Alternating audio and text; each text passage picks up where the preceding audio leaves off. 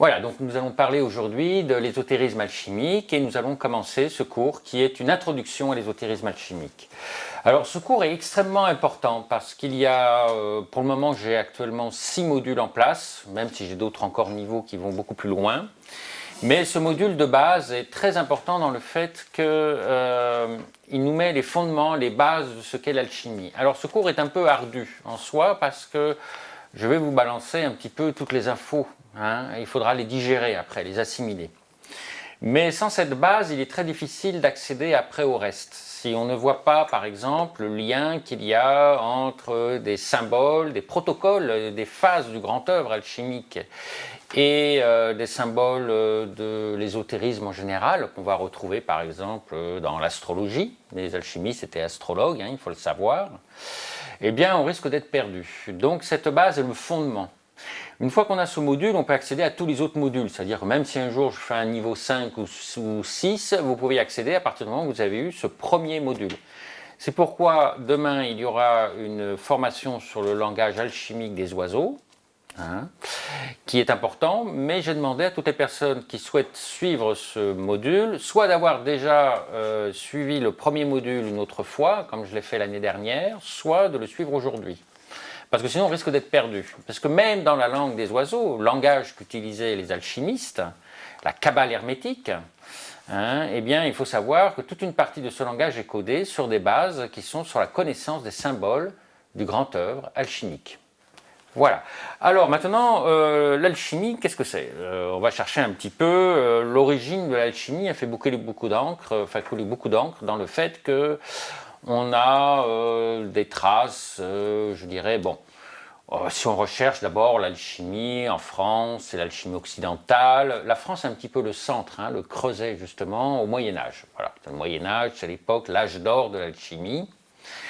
Mais quand on remonte encore un peu plus loin, on s'aperçoit que cette alchimie nous vient d'abord des Arabes. Al-Jabir par exemple, Geber, qui est un petit peu, c'est très étonnant d'ailleurs, c'est justement un soufiste qui est le père de l'alchimie chrétienne quelque part, puisque tous les alchimistes chrétiens, que ce soit Raymond Lull, que ce soit Flamel, feront référence à Jabir, Al-Jabir, Geber. Mais il faut savoir en fait finalement qu'on remonte un peu plus loin l'alchimie, je dirais occidentale, on voit le creuset se trouve à peu près au niveau de la Grèce antique, dans l'Antiquité. Alors d'autres vont faire remonter l'alchimie jusqu'à l'Égypte ancienne. Et il est vrai que la Grèce antique était un carrefour où se trouvaient des croisements d'informations d'écoles des mystères par exemple. Alors il est évident qu'il y a eu un apport de l'Égypte en Grèce, des enseignements égyptiens en Grèce, patent, évident. Il faut savoir aussi que l'alchimie nous vient de ce qu'on appelle les écoles des mystères. Et ces écoles des mystères, on retrouvait en Grèce antique, par exemple les mystères d'Élusis, les mystères d'Agra. Tous ces mystères, les mystères venaient d'une part de l'Égypte, s'il est vrai, par exemple les mystères d'Isis aussi, qu'on retrouvera, qui seront perpétués jusqu'à Rome, jusqu'à l'an 1000 pratiquement. Mais il y a eu aussi d'autres mystères, on en parle beaucoup moins, un apport de l'école indienne. Voilà, ça c'est important parce qu'on a tendance à l'occulter.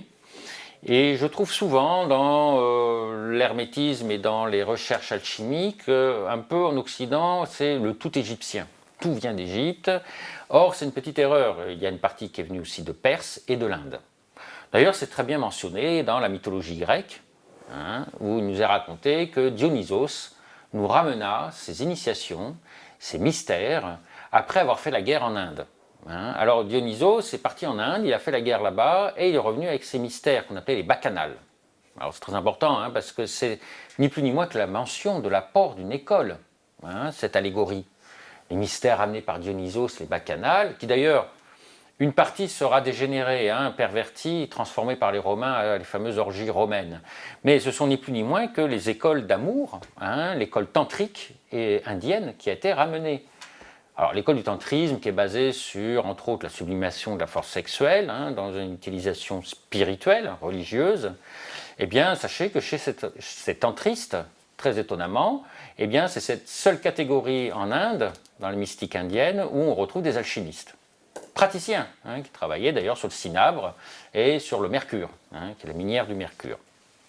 Voilà, alors ce croisement a donné une touche importante, très importante à l'alchimie, nous, telle qu'on la connaîtra en Occident.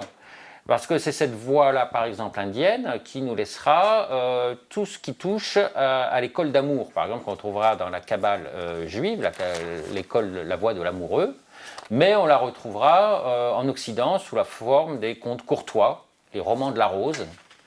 Hein, et puis plus loin encore, les roses-croix, c'est en dehors même de l'histoire de l'association, du mouvement. La rose-croix est une symbolique qui n'est rien d'autre qu'une allégorie de la pierre philosophale et d'une voie particulière. Par exemple, quand les rose-croix se disaient chevaliers de Vénusberg, Vénusberg, la montagne de Vénus. Vénus, c'est la déesse de l'amour, donc il s'agit d'un amour élevé, la montagne de Vénus. Vous voyez? Donc la rose aussi est l'emblème de Vénus. Donc tout ce qui touche à la rose, ce sont des initiations d'amour. Voilà, alors je donne ce petit aparté parce qu'il est très important. Les contes du Graal ou les contes courtois seront basés sur cette voie. On retrouve d'ailleurs chez les Grecs une particularité, par exemple, c'est que les Grecs travaillaient beaucoup sur la matière première, sur le cuivre. Ils travaillaient sur le cuivre raclé, entre autres. La préparation de la chrysopée, qui est l'équivalent de la pierre philosophale chez nous, se fera à base de cuivre. Or, le cuivre est justement le métal attribué à Vénus. Voilà. Bon, il était indéniable qu'il y a eu aussi un apport, et on le verra même à travers le nom de l'alchimie, de l'Égypte. Le mystère d'Isis, et il est vrai qu'il y avait quand même des formations, des écoles où on apprenait aux alchimistes à travailler aussi sur les métaux. Alors, il est important aussi de voir qu'à l'époque de la Grèce antique, ces écoles des mystères,